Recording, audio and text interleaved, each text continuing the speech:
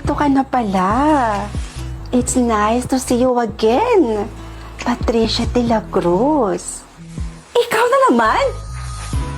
Teka, anong ginagawa mo dito? Ang kapal talaga ng pagmumukha mo no? At ang desperada mo. Hindi ka natanggap dito, di ba? Ako yung natanggap dito bilang assistant manager.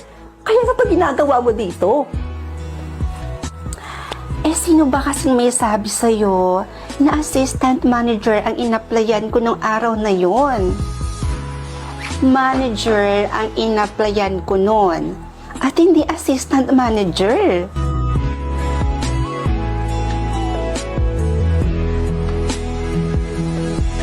Please, bigyan mo ako ng kahit 25% na kayamanan lang. Ano? 100%? So, ibig sabihin, mayaman na ako. Maalis na ako Papasok na po ako. O anak, 100% pala yung nakuha mo. Naku anak, bakit hindi mo yan private? Bakit ko naman po ipa-private ma? Kasi anak, titingnan natin kung sino ba yung mga taong kilala ka lang kapag may pera ka. O kung may kailangan sila sa'yo. Tapos kapag wala ka ng pera, hindi ka nakilala. Sa bagay. O siya, sige po ma. Alam mo kasi anak, sa panahon ngayon, marami na talagang taong mapagsamantala, mapagpanggap, o di kaya manggagamit. Kaya nga po. O siya, sige na po ma alis na po ako. Baka malate pa ako sa klase ko. O siya, sige anak, basta mag-iingat ka. Opo. Hi Luna!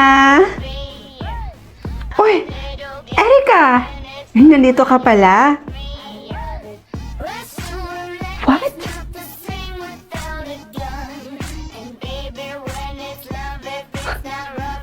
You know what, Luna? Yayain sana kitang kumain at gumala. Kaso nakita ko, wala ka palang pera. Kaya dahil dyan, Luna, hindi ka na pwedeng makipagkaibigan at sumama sa amin. Ha? Bakit naman? Malay mo, mag-ambagan kami. Tapos, ikaw, wala kang maibigay sa amin. Ayaw naman namin ng ganon. Ayaw namin ng pabigat. Kaya simula ngayon, ayaw ka na naming maging kaibigan. Dahil mahirap ka lang pala. Okay. Sige.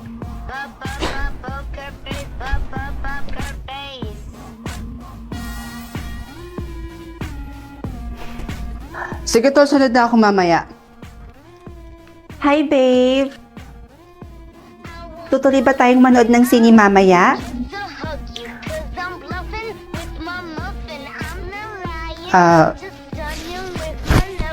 Wag na pala. Nagbago na isip ko. Ha? Bakit naman? Pagod na rin ako sa relasyon na to. Siguro mas makakabuting mag-break na lang tayo. Ano? Bakit naman ganun? Bakit basta-basta ka lang nakikipaghiwalay sa akin? Ano bang nagawa ko?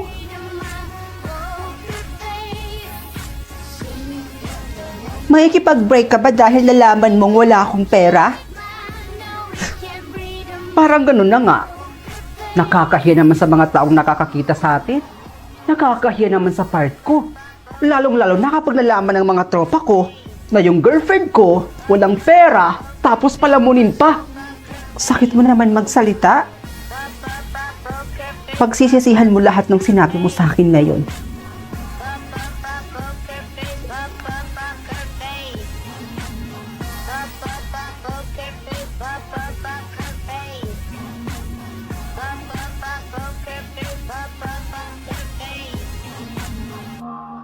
Best, tingnan mo! Nakompleto ko na yung mga titulo. Siguro sa susunod na araw, mapapatayo na yung mall. Talaga? Di mabuti. Naku, ito na yung pinakamatagal mo nang hinihintay. Pero best, tinuloy mo pa rin ba na pati yung lupain ng pamilya mo, binili mo? Oo naman. Di ba yun naman talaga yung plano ko mula umpisa pa lang? Nabilhin ang mga lupain nila nang manirahan sila sa kalsada at maranasan nila yung ginawa nila sa akin. Sa totoosin nga, kulang pa nga yun eh. Kasi gusto ko, mas gumapang sila sa hirap.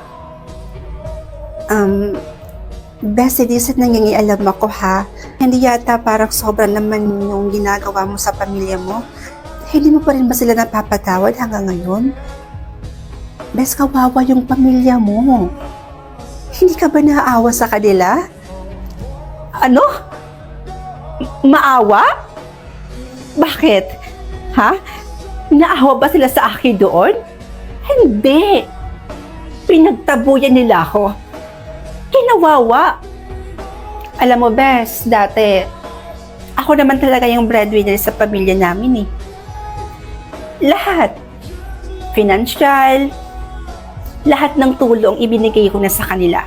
Halos wala na nga ako itira sa sarili ko eh. Sa kagustuhan kong mabigyan ko lang sila ng magandang buhay. Pero anong isinukli nila? Simula nung na-aksidente ako, simula nung nabulag ako, sinong nalapitan ko? Wala. Dahil yung pamilyang inaasahan ko na tutulong sa akin, nasan sila? Pinagtabuyan nila ako.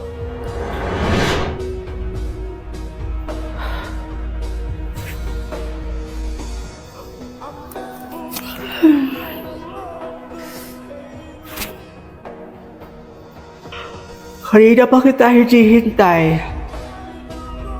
Tanda-tanda ko na, pinupuyat mo pa ako. Nay, sorry po ah. Nag-OT po kasi kami ngayon sa mall. Nag-overtime kami dahil holiday po ngayon at marami pong tao.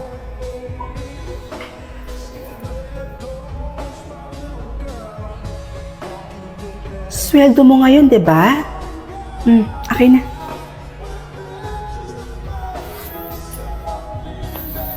Nay, nag-withdraw na ako ng perang sakto lang po para sa atin.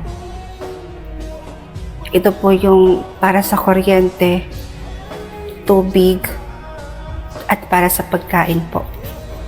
Ito po, Nay. Kuryente, tubig. O anak, pambayad lang to ng kuryente at tubig. Asa naman yung allowance ko? Alam mo namang anak, ito lang yung ibibigay mo. Nay, pwede po bang sa susunod na lang po? Sakto lang po kasi yung perang na-withdraw ko, tsaka kailangan ko rin po ng perang panggastos. Ang dami-dami pa nga niyan. Akin na nga yan.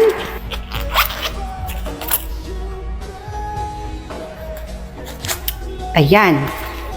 Nay, Simula sa araw na to, ako na mismo ang hahawak ng ATM mo, ha?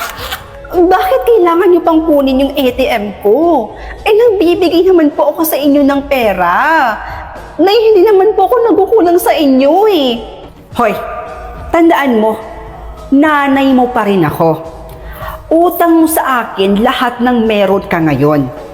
Kaya pagdating sa pera mo, ako pa rin dapat ang masusunod. Naiintindihan mo.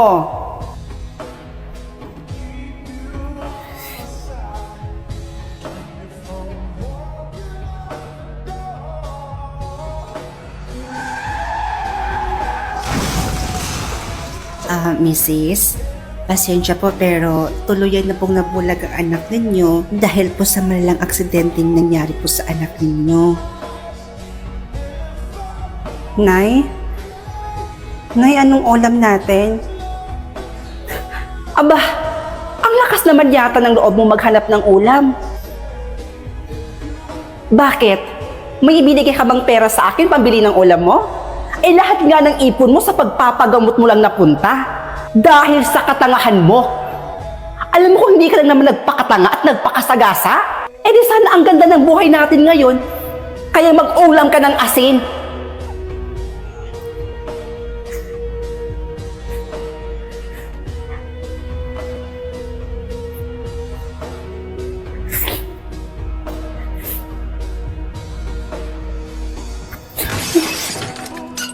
Ano na naman ba to?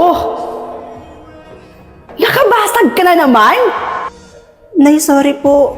Sorry po, hindi ko po sinasadya. Araw-araw na lang, Jasmine. Halika nga rito. Ikaw na lintik na bulag ka. Aray ko. Lahat na lang ng bagay dito nababasag mo. Nay, ang sakit po, Nay. Aray ko po. Aray ko, Nay. Bitawan niyo po ako, Nay. Nasasaktan po ako. Wala ka na ng pakinabang, perwiso ka pa at pabigat ka pang hayop ka. Buiset! Kahit kailan talaga, perwiso talaga yung dala ng bata niya dito. Hay nako. Kayo naman kasi, Nay.